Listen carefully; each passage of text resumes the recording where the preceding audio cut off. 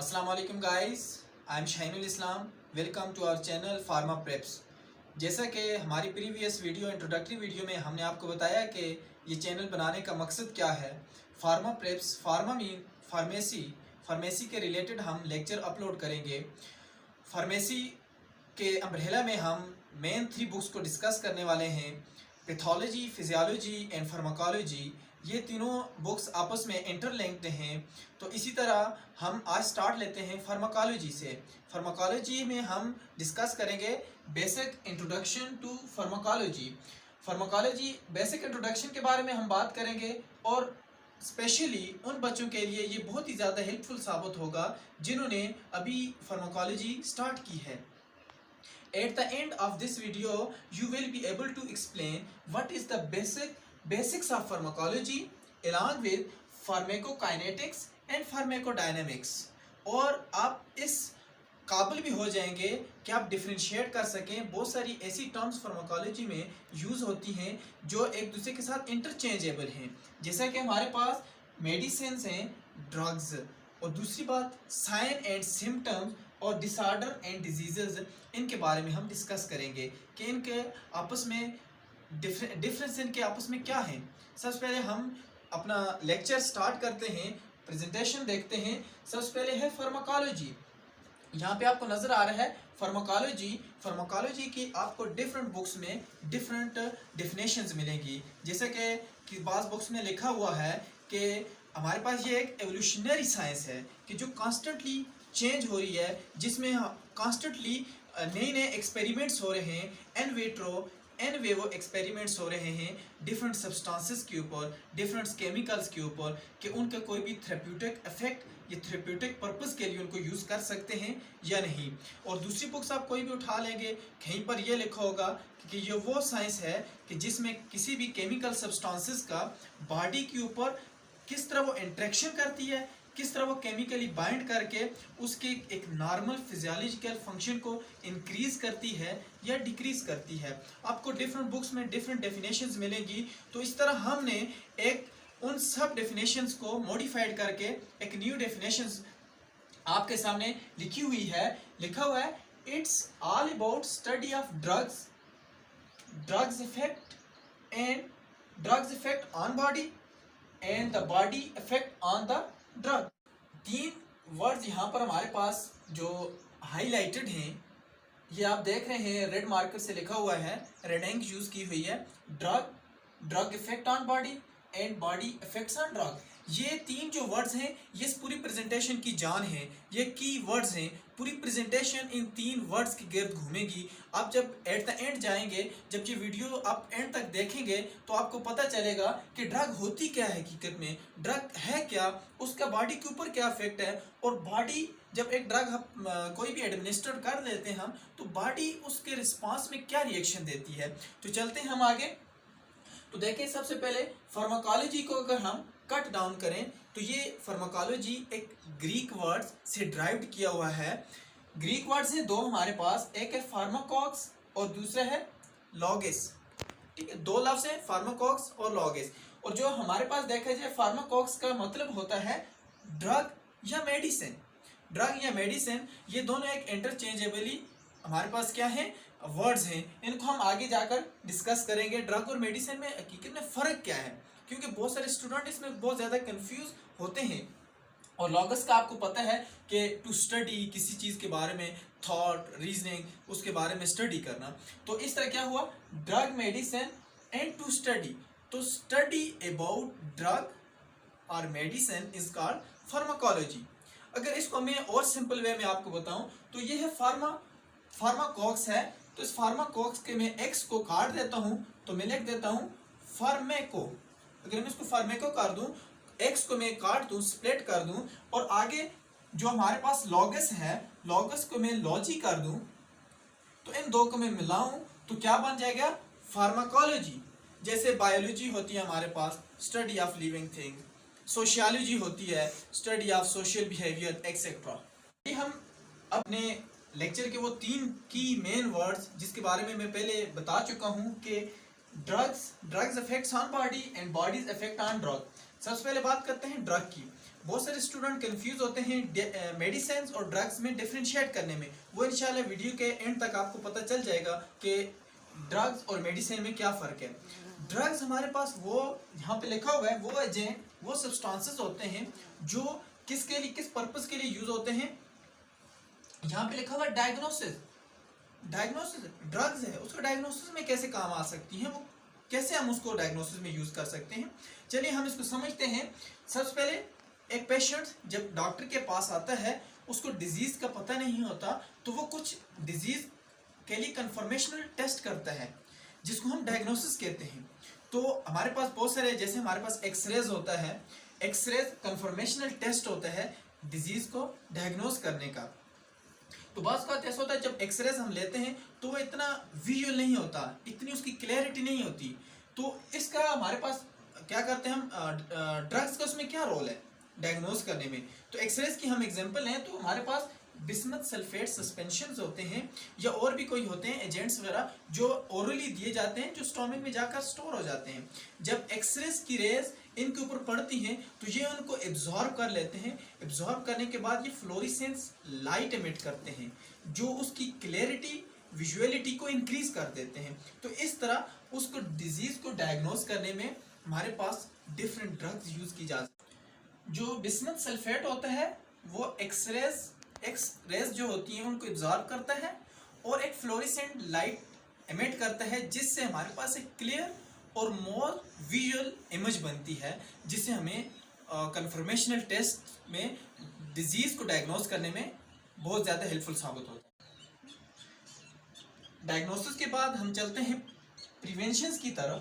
Prevention diseases से पहले का एक स्टेप होता है जिसमें हमारे पास कोई एजेंट्स देकर डिजीज की पहले से ही पॉसिबिलिटीज को कम कर दिया जाता है। जैसे वैक्सीन्स होती हैं, पोलियो वैक्सीन्स हैं, मम्प्स की हैं, मीजल्स की हैं, स्मॉल पॉक्स की वैक्सीन्स हैं, कि हमारे पास डिजीज न होने की पॉसिबिलिटीज पहले से ही कम कर दी जाए। और थर्ड पॉइंट की तरफ जाते हैं, ट्रीटमेंट। ट्रीटमेंट अब क्या होती है। अब देखें आप, जब डिजीज डायग्नोज हो जाती है, जब उसका पता चल जाता है, कंफर्मेशन हो जाती है कि इस पेशेंट को फलां डिजीज है, तो डॉक्टर उसको different medicine according to that disease क्या करता है, प्रिस्क्राइब करता है। अगर वो एजेंट या वो मेडिसिन उसके लिए उसकी जो डिजीज है उसको क्योर करने में हेल्पफुल साबित होती हैं, तो उसको कहा जाता है ट्रीटमेंट। जैसे कि हमारे पास बहुत सारी एंटीबायोटिक्स हैं जो क्या की जाती है, सिरप्स हो गए, एंटीबायोटिक्स हो गए, जो डिफरेंट डिजीजेस के लिए ट्रीटमेंट के लिए यूज होती हैं। अब ये तो था हमारा ड्रग्स के बारे में, पहला एक कीवर्ड्स हो चुका है। उम्मीद है आपको सबको समझ आ गई हो। आप चलते हैं ड्रग्स इफेक्ट ऑन बॉडी। तो डिफरेंट उसके ऊपर क्या हो सकते हैं, इफेक्ट्स हो सकते हैं। जैसा कि हमारे पास केमिकल कंपाउंड बॉडी के अंदर उसके रेगुलेटरी मॉलिक्यूल्स के साथ जब केमिकली बाइंड होते हैं तो उसके इफेक्ट को या नॉर्मल फिजियोलॉजिकल फंक्शन को इंक्रीज कर देते हैं या उसको डिक्रीज कर देते हैं। आगे हम इंशाल्लाह इनकमिंग लेक्चर्स में आपको पढ़ाएंगे एगोनिस्ट और एंटागोनिस्ट के बारे में। तो ये उनकी के इंक्रीज करना, डिक्रीज करना, ये एगोनिस्ट और एंटागोनिस्ट ये दो डिफरेंट टर्म्स हैं जो इसके लिए यूज की जाती हैं। और अब इसको के ड्रग का बॉडी के ऊपर इफेक्ट क्या है कि उसको इंक्रीज कर रही है, नॉर्मल फिजियोलॉजिकल फंक्शन को कैसे चेंज ला रही है, इसको कहा जाता है फार्माकोडायनामिक्स। ये आपके सामने लिखा हुआ है फार्माकोडायनामिक्स। अब तीसरा जो हमारा की मेन वर्ड है कि बॉडी रिस्पांस ऑन ड्रग। अब देखिए हमने पढ़ा है कि हमारे पास जो जब भी कोई बाहर से एजेंट बॉडी के अंदर जाता है तो वो कोई ना कोई रिस्पांस देती है, कोई ना कोई केमिकल रिएक्शंस के थ्रू रिस्पांस देती है। तो उस प्रोसेस पूरे को क्या कहा जाता है, फार्माकोकाइनेटिक्स। अब देखें जब भी कोई ड्रग हम एडमिनिस्टर करते हैं तो हमारे पास वो जाएगी लीवर में, वो मेटाबॉलिज्म के प्रोसेस से होकर जाएगी, या तो बॉडी क्या करेगी, मेटाबोलाइज करेगी उसको, ये बॉडी का रिस्पांस हुआ उसका।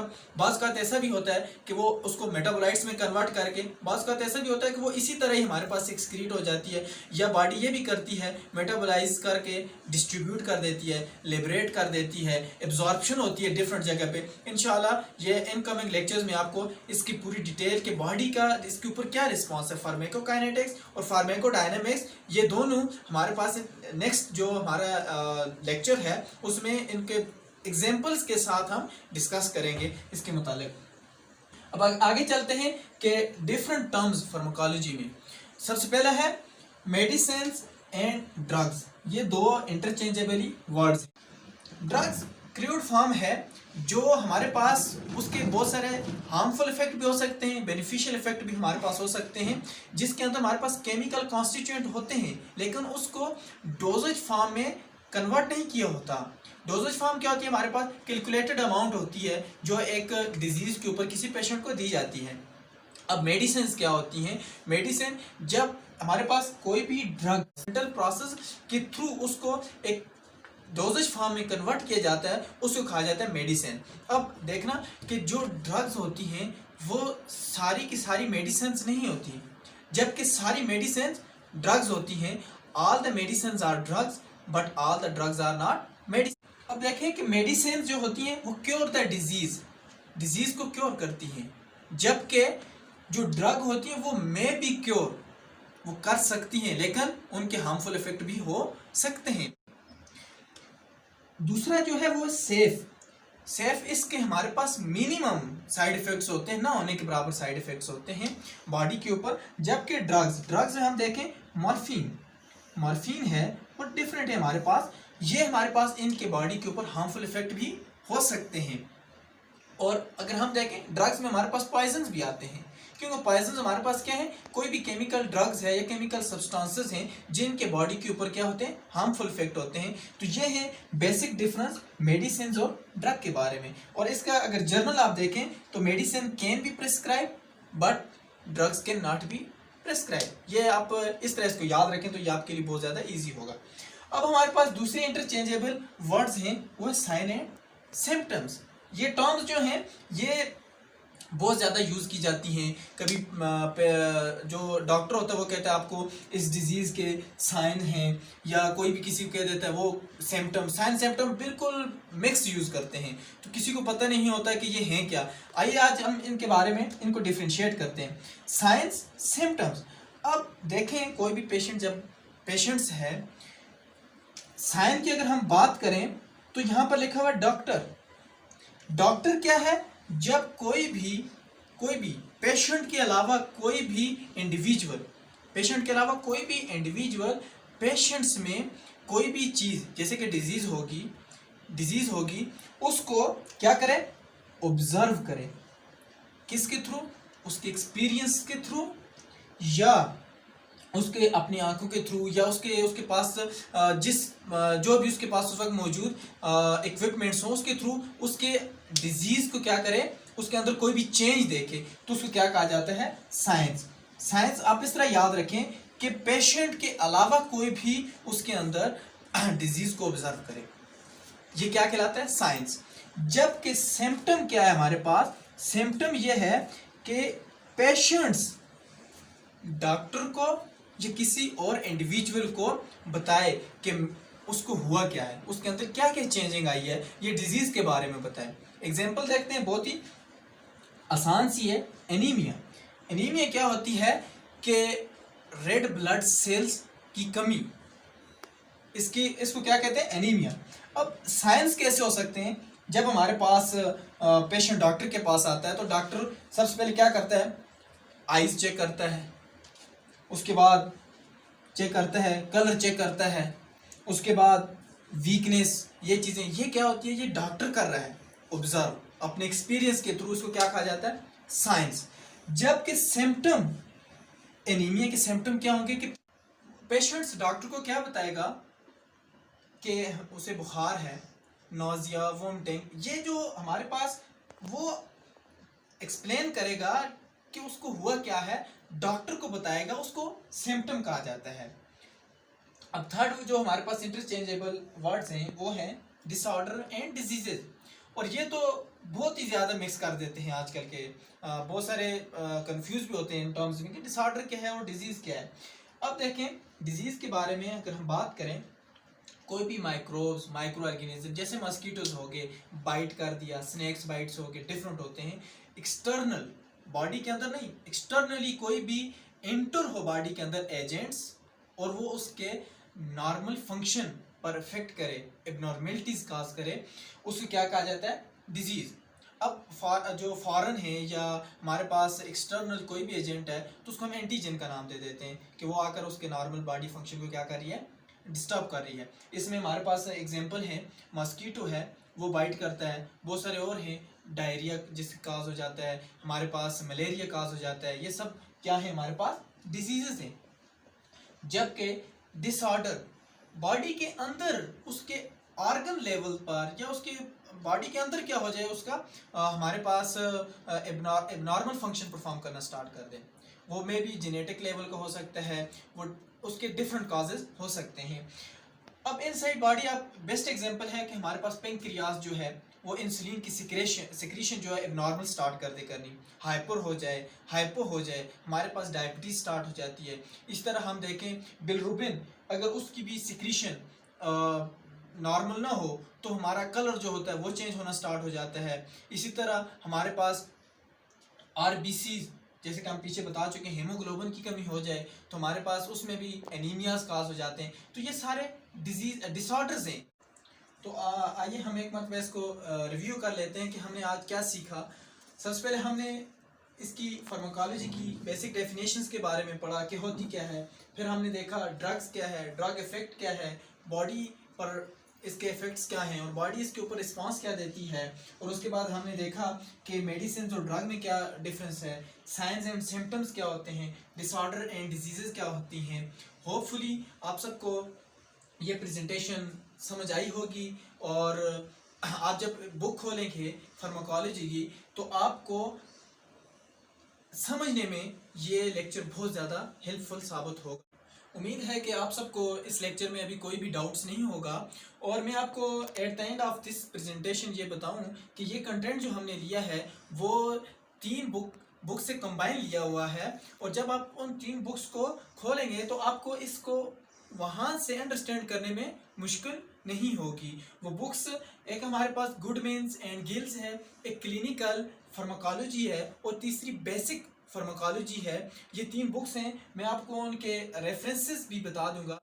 और हमारा जो नेक्स्ट लेक्चर होगा वो फार्माकोलॉजी की जो बेसिक 2 डोमेन्स हैं उनके मुतालिक होगा, वो है फार्माकोकाइनेटिक्स और फार्माकोडायनेमिक्स। आज तो हमने इनको सिर्फ जस्ट हमने टच किया है। कल इंशाल्लाह नेक्स्ट लेक्चर में हम इनको एग्जांपल के साथ एक्सप्लेन करेंगे।